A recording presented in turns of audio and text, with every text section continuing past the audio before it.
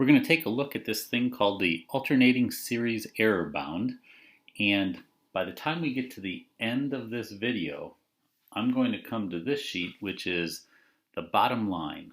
And the bottom line is going to be pretty straightforward when you start seeing how it's used when you do these examples.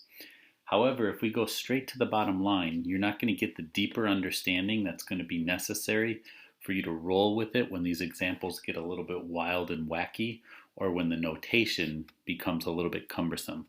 So please bear with me until we get to the bottom line.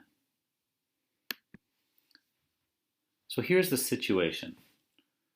What we're talking about for this entire set of ideas is alternating series, and normally you see the alternating looking like that. If I were to take this series and start showing you term by term, it would look like that, but of course we'd have to go to infinity. Well, if I were able to add all of these up, which is what this notation means, and we're going to add them all up to infinity, I would come up with a value for that series. And very frequently, the math people like to call S the value of that series.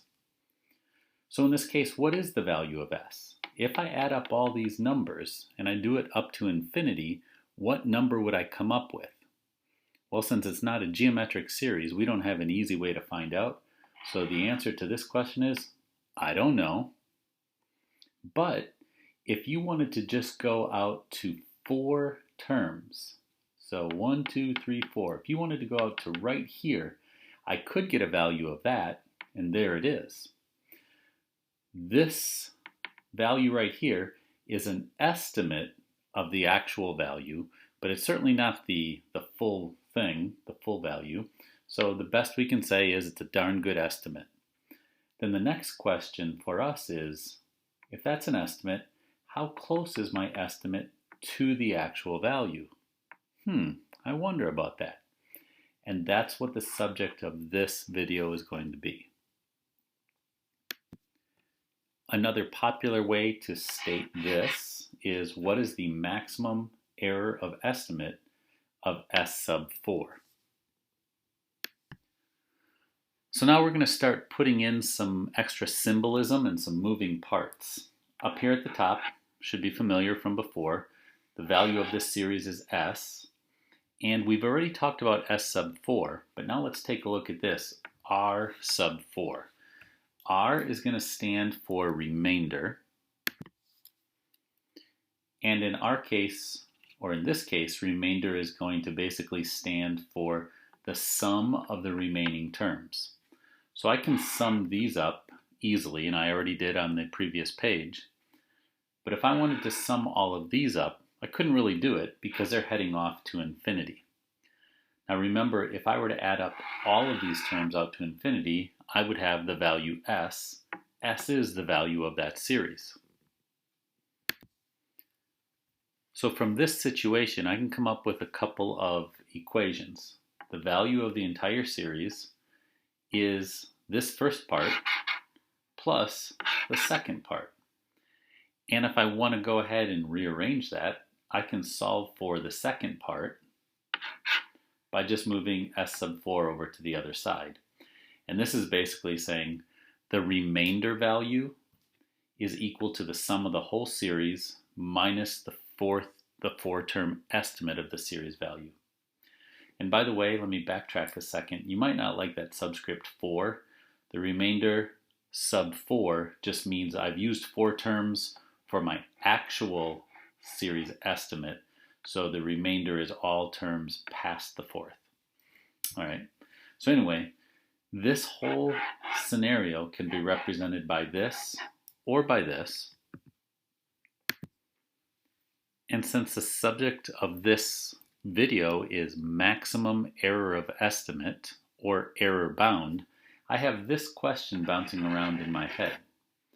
What is the maximum that R sub 4 could be? So let's go back and make sure we understand why those things are connected. The true value of the series is me adding up all these terms out to infinity. The estimated value, which we figured out on the other page, we figured it out to be 0.583. The estimated value is an estimate of this, but it's not exact. If I wanted to be exact, I'd have to include all the rest of these. So that makes all the rest of these basically represent the amount of error I have when I use that for my estimate. My estimate plus the amount of error I have, plus or minus that, would give me my actual series value. So since we're worried about the error bound or the maximum error of estimate, we're really worried about this part of this situation. And another side note, we don't care if our error is positive or negative, so a lot of times we'll take these and we'll do absolute values, because it could be that our estimate slightly overestimates or slightly underestimates the real value, which makes this sometimes slightly positive or sometimes slightly negative. So you can kind of get used to seeing absolute value bars in there. But here's the bottom line. If we're worried about error, this part of this scenario is representing the error. So if that part is representing the error, I can take this whole thing and write it in words like that if it's helpful. But we're going to take a closer look at R sub 4. And remember, we're looking for the maximum error of estimate. So we're basically saying to ourselves, what's the maximum that R sub 4 could be? So now the math lawyers are going to pull out a little math trick to help us answer this question. Here's the math trick.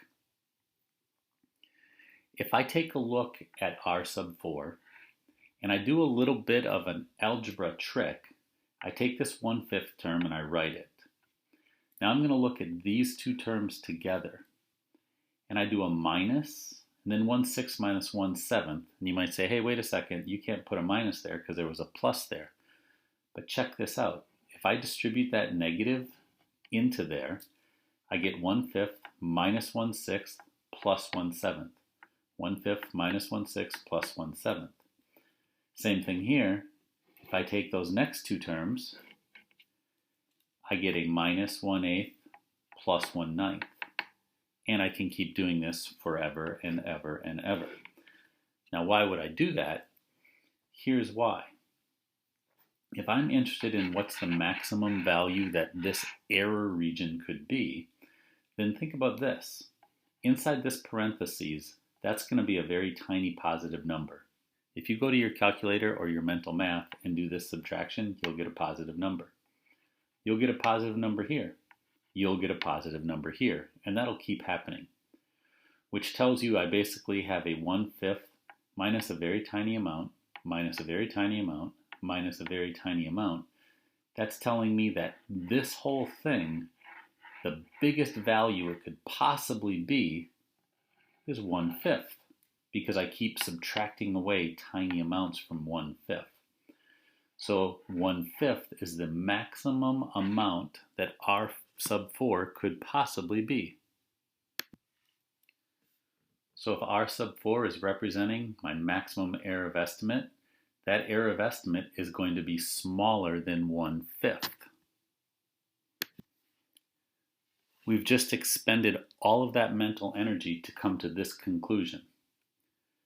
S sub 4, which is the estimate we had when we started this problem, differs from the actual value of the series by no more than 1/5. So all of that talking to just say this. If I looked at the first term in the remainder region, that would give me my maximum error of estimate. And it works every time in an alternating series case like that. So if I'm using these four terms to estimate a series value, this very next unused term is going to be the term that tells me the maximum amount of error possible in that situation. That's pretty easy. Now I say that's pretty easy because the concept itself is pretty easy, but you'll find out that the AP test writers like to make it really cumbersome with symbolism and words and moving parts, and you'll see. But here's the bottom line. One thing I haven't talked about yet is if you're going to do this easy concept of next available term, you have to first verify that you're working with a convergent alternating series. The logic we're using here doesn't apply to any series if it's not alternating. Also, if your series isn't convergent, that would mean it's divergent, which means it adds up to infinity. Well, there's no error with infinity, or no reasonable way to think about error with infinity, so we have to verify that we're working with a convergent alternating series. That means anytime you encounter a situation like this, the math lawyers are going to require some version of this being on your paper. You can put it into words and you'll see it written different ways, but you're actually going to get a point of partial credit on an AP test if this is on your paper, even if you're clueless as to the next step. So honor the math lawyers. And then the second part of the bottom line is this. It's what we just talked about. The maximum error of estimate is less than or equal to the first unused term in the sequence.